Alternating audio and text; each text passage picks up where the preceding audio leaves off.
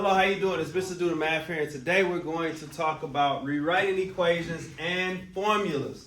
Okay? So formulas are just equations that relate to more than one thing, right?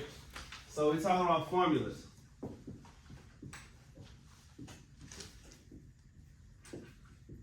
They are equations. That goes in that line. They're equations that relate to more than one thing, right? So typically in equations, we have like one variable. Formulas have multiple variables. And so that's what we're going to explore today to some degree. So for example, this distance formula, right? D equals, what does it say? R times T, right? So can you tell me what D means distance? What does R and T mean? What does R represent and what does T represent? R is short for what? What do you think? What do you think? What do you think? Give me a guess. Rate. Very good. You knew that all along? No. R means rate, right? And what's T represent? Time. Time. Distance equals rate times time. Distance equals rate times time. Very good. All right? So let's look at this example here. On a road trip with some friends, Tommy drove for 5 hours, right? At an average speed of 60 miles per hour. How far did Tommy drive, right? We're using the distance formula to figure out how far Tommy drove, right? But I want to know, based on these numbers here, right? So they said 5 hours, and they said 60 miles per hour, right? How would we figure out the distance? What would we do? If they gave us 5 hours and they gave us 60 miles per hour. Yes, Sean? Multiply them, right? What does 5 represent? Does it represent R or D or T? T. T. Very good. So that's T. So then 60 represents what? R, the rate, right? Miles per hour. That's how fast he's going, right? So then the equation would be D equals 5 times 60, right? What's 5 times 60? 300. Huh? 300, because 5 times 6 is 30. And you bring that other zero down. 300. So going 60 miles per hour for 5 hours, we'll go 300 miles. Right? Okay? Let's look at this other example here. Right? The Celsius to Fahrenheit formula. Celsius to Fahrenheit formula. F equals 9 over 5 C plus 32. Right? 9 over 5 C plus 32. Okay? Now, in America, we use Fahrenheit as a measure of temperature, right?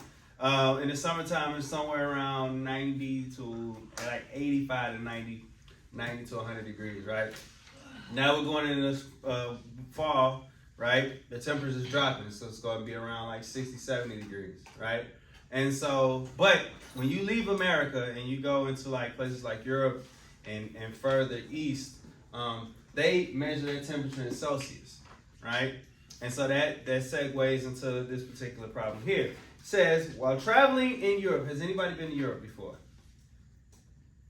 All right. While traveling in Europe, Stella noticed the high temperature was going to be 38 degrees, right? If you're unfamiliar with that, 38 degrees sound cold, right? This morning, how cold was it? It was like, it's like in its 40s, right? It was in its 40s. So 38 degrees would be cold. Y'all be like, I ain't standing at the bus stop for that. But anyways, it's going to be 38 degrees Celsius. 38 degrees Celsius, right? What would that temperature be in Fahrenheit? So given this equation, Fahrenheit equals 9 over 5 C plus 32, right? How would I figure out what the temperature would be in Fahrenheit? What should I do? Yes, Deanna. Do you Divide? Divide what? Or do you divide by the 9 over 5, or do you multiply? Multiply. Right? So what would I do? So where would 38 go? What would 38 replace? What letter does 38 replace? C. Right? So you substitute 38 for C. So Fahrenheit is going to equal 9 over 5 times 38 plus 32. Okay? Plus 32. Okay? So let's do the math. Right? What's 9 times 38? Yes, say it, Deanna. 300 and what? I think I got a number, a mixed number. Oh, you did the whole problem. What's 9 times 38? Oh, wait. 342. 342 plus 32. What's 342 divided by 5? Is that what you got your mixed number from? What'd you get? One mixed number. Huh? Oh, my mixed. 68 point what? 4? Right, 68.4. Is that what you got? 68 and 2/5? Oh. Plus 32. Now we're gonna add 32 to 68. What'd you get? 100.4 degrees, right? Right? So if it's 38 degrees in Europe, it's actually 104 degrees, right? So whenever you go to Europe and you see that the temperature is around like 30 degrees, just know it's gonna be hot that day, okay? All right, so now let's move on. Not only can we use formulas by plugging in values to find other values, we can also solve for any of the variables. Solve goes on that next line. Solve goes on that next line. Okay? Solve goes on the next line. So let's look at this next situation here. Alright? Now it says literal equations. With literal equations, children, what I want you to recognize is that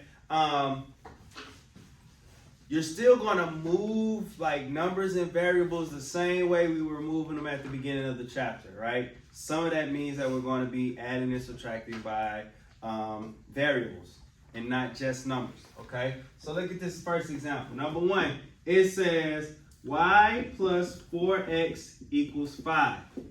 What we're doing is we're solving for y. We're solving for y. What does solving for y mean? Solving for y. When we solve for y, what do we have to do? Isolate. Huh? Isolate. We have to isolate it. So we got to set this equation equal to the y. Okay? So in order to set this equal to the y, we have to move this one over to the right side of the equal sign. So Deontay, pay attention. How would we move 4x over to the other side? Y'all don't know? Yeah, come on, we gotta subtract it, right?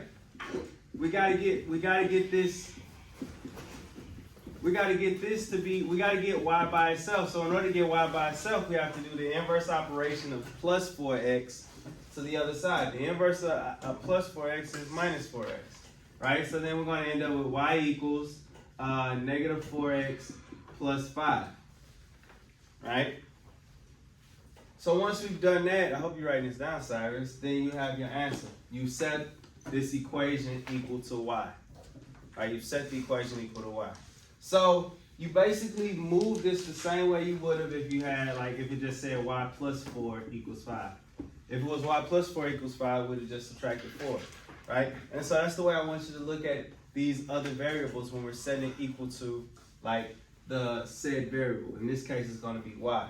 Okay? So, let's say think. So we put a light bulb here, right? Think. So think like that, right? So look, let's look at number 2. Number 2 says negative 15x, negative 15x plus 5y equals negative 30, right? You're solving for y. So basically, the way I want you to think for this one is think negative 15 plus 5y equals negative 30. If it was like this, what would you do? What would be the math? How would you solve for y here? You add 15. That's the same thing you do here, except there's an x involved. So it'll be plus 15x, right? Plus 15x, right? So then these cancel out and you have 5y equals 15x minus 30. Next move, how do we isolate our y? Isolate the y, what do you do? Divide. Divide by what? So you divide everything by 5. Divide everything by 5. So then you end up with y equals 15 divided by 5, 3x minus 30 divided by 5, 6. Right? So this changes to 3x minus 6. Okay? Let's look at number 3. Number 3, again, we're solving for y. So it's 2x minus y equals 7. 2x minus y equals 7. Right? 2x minus y equals 7. Okay? Think, in this case, what you want to think is, think 2 minus y equals 7. What would you do to solve 2 minus y equals 7? What would you do? First thing you do? Subtract 2. Yeah, subtract 2. Same thing here. Subtract the 2x minus 2x, right? And then you rewrite it. You writing this down, Adrian? So you got negative y equals negative 2x plus 7. Hey, question. Why ain't I adding the 7 and the 2 together? Not the same verb. They're not the same variable. They're not like terms. Right? So remember that. They're not like terms. Okay? Now, am I done with this problem here? No. No? Why not? Y negative. Yeah, the y is negative. So you gotta get rid of this negative sign, Kyrie. Alright? How do you get rid of this negative sign? What do I do? Divide by negative 1. Good. So you divide everything by negative 1. So then y is going to equal this negative divided by this negative makes that a positive 2x. And then this positive divided by negative makes this a negative 7. Alright? Minus 7. Okay? Alright, last example on this page before we get busy. Number 4. Right? Number 4. This one says 3x plus 12 equals 4y minus x. Right? 3x plus 12 equals 4y minus x. What I want you to do for this one, let me erase this out the way so you have some space. Alright, 3x plus 12 equals 4y minus x. I want you to think, we're solving for y, so do like 3 plus 12, what are we gonna do? Like, we can't do it like that, quite like that, because we got these like terms here. So, basically what I need to do though is, I need to move this over, right? I need to get this 4y by itself, right? So what would I do to get this 4y by itself? How would I move this negative x over? Say it. Add it. Add x. Add x. Listen, we're at the end of this chapter, so I'm going to be asking y'all stuff for a long time. So I need y'all to get y'all practice in right now. Alright? So, 3x plus x equals what? 4x plus 12 equals 4y. The next move, get rid of this 4. How would I get rid of this 4? We divide by 4. Do we divide just the 12 by 4? Yeah? No, we divide the 12 and the 4x by 4. So then we get y equals x plus 3. Right? So in this case, we had to do multiple steps to get there. Initially, we've been doing, like, this is a 2-step situation. We subtracted 2x, and then we divided negative 1. Alright? So, when we're solving literal equations, the first thing you want to do is you want to isolate the variable term. Right? Variable term. Right? That's the whole thing. So, in this case, you had a negative y. To get negative y by itself, we had to move this 2x. Right? To get this 4y by itself, we had to add this x.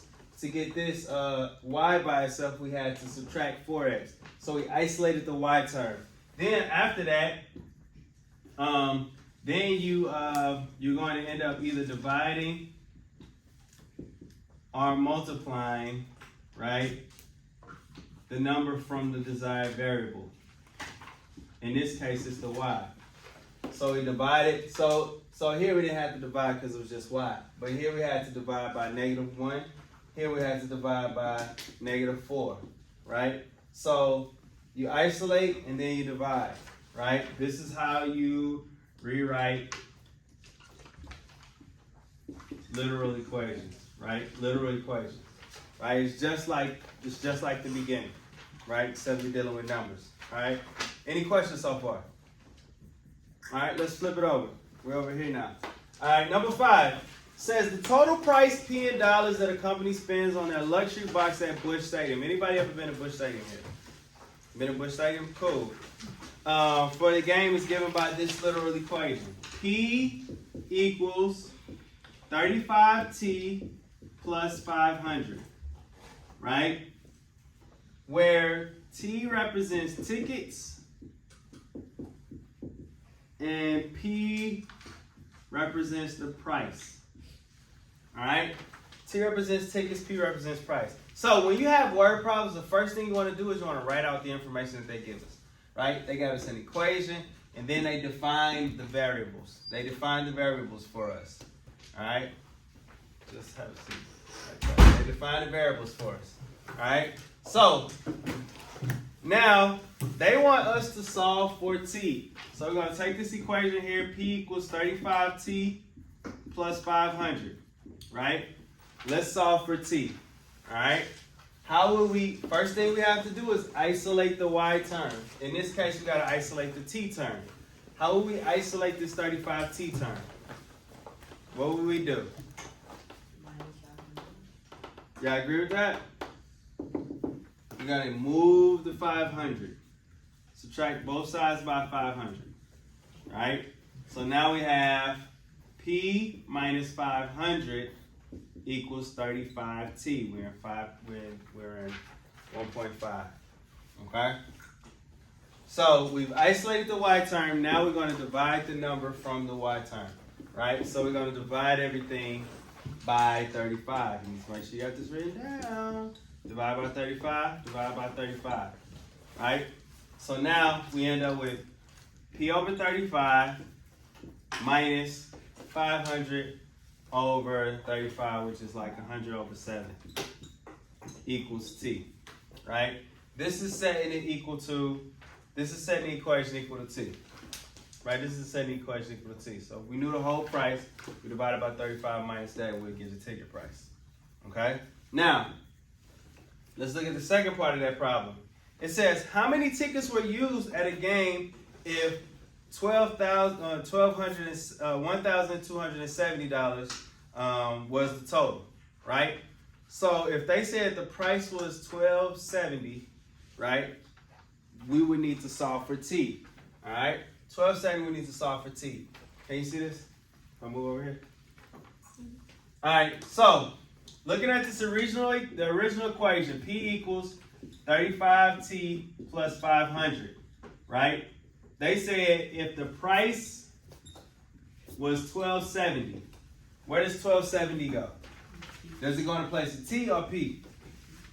P, right? So it was substituted here, $12.70 equals 35T plus 500, right?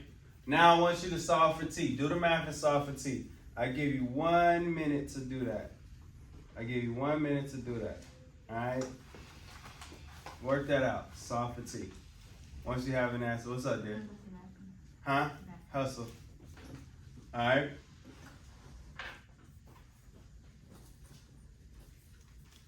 If you got an answer, raise your hand. Deontay, work it out, man.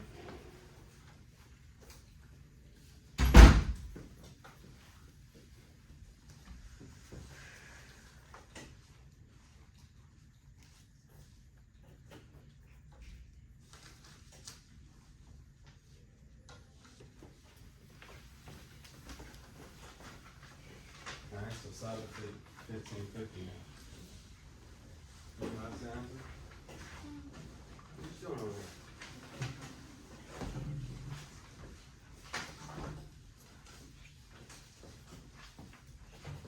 What you doing? Good. Do 1550 now. Alright, it's time. Time. Alright? So to solve this one, first thing we did was we subtracted 50 to both sides. Right? I mean 50, I said 50, 500 to both sides. So then that gives us, I think it was like 770. 770, right, equals 35t. Right? And then you divide both sides by 35. T should have equaled 22. 22 tickets. Okay? 22 tickets. Okay? Now, I'm gonna make you guys do the 1550 later. Let's jump to an actual formula. Let's look at an actual formula. Alright? Let's look at an actual formula. So we're gonna come over here, look at number 6. Let's look at number 6 and 7. Right? Number 6 and 7. Number 6, the area of a rectangle. Do y'all remember the area from middle school? Area equals length times width. So the area of a rectangle, this marker's dying on me, equals length times width. They want to solve for L. What would you do to solve for L? No, you don't say anything, don't say anything. How would I solve for L? What would I do to solve for L? This says area equals length times the width. How would I solve for L? What do you think? Yeah, Deanna. Would you just find the length? Yeah, you would find the length, but how would you get the length by itself? How would you get the length by itself? Do you divide? Divide by what? You said length times width. Like width. Yeah, it's length times width, so what do you divide by to get L by itself? Is it width? I don't know. Shine. Don't you divide length by width? No, this says area equals length times width. I'm trying to set this equal to L. How do I set this equal to L? Yeah, Andre. Divide by width. Yeah, divide by width. That's all I can see. Yeah, divide by the W. I should divide by width. Divide by W.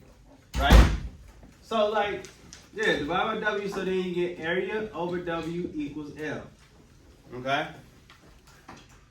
That's it. It's not painful. It's just like, look at it as if you're trying to solve for L, what if that W was like a number?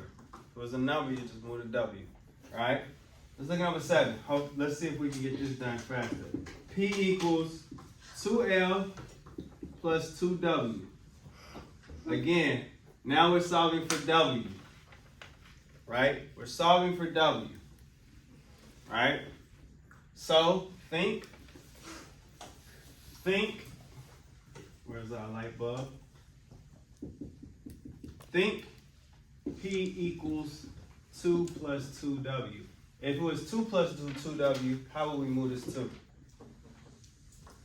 What would we do? You would minus it. That's the same thing you'll do here. So you're going to minus 2L to both sides. So you end up with P minus 2L equals 2W. Right? Then how do you get W by itself? Cyrus, how you get W by itself? By what? No, I want the W to stay there. The L's already gone. Look up here. I wasn't paying attention. Oh, now you're paying attention. Now, what do we do? You want her to help you? Who? Riley. Help us out. You divide by the 2. Good. Right? So you divide everything by the 2. Right? When you divide everything by the 2, you end up with W equals P over 2 minus L. Minus L because it's 2 over 2. That becomes 1. Okay? So we're going to do some practice of this because we're going to need some practice. Y'all need some confidence. Y'all seem real nervous about this, right? So our homework tonight, right, is at the bottom of that page. And I'm going to share that picture in a second. But if you have any more questions, comment below. If you haven't already, don't forget to like and subscribe. Until next time, let's do the math out.